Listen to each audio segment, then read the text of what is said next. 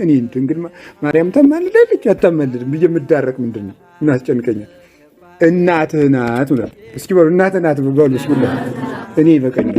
ስለዚህ እናቴን እጄ አብይኝ እላለሁ፣ አጠጭኝ እላለሁ፣ ደክሞኛል እላለሁ። ማልቀስ መብቴ ነው። ምግብ አምጪ ማለት መብቴ ነው። አጠጪ ማለት ምልጃ ነው የሚያደርግልኝ።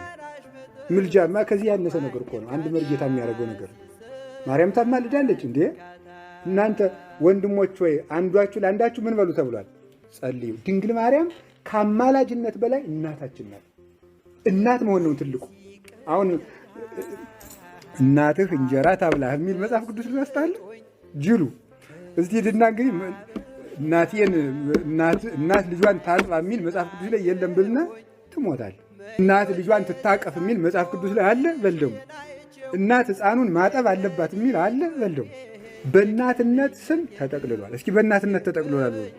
የእመቤታችን ለእኛ ልታደርገው የሚገባ ትልቁ ስጦታ እናት መሆኗል።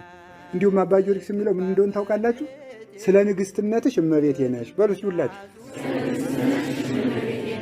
ስለ ርኅራኄሽ ደግሞ እናቴ ነሽ በሉ። ስለ ርኅራኄሽ ምን ነሽ አለ? እናት መሆን ራሱ እኮ ለእኛ እኮ የሚገባን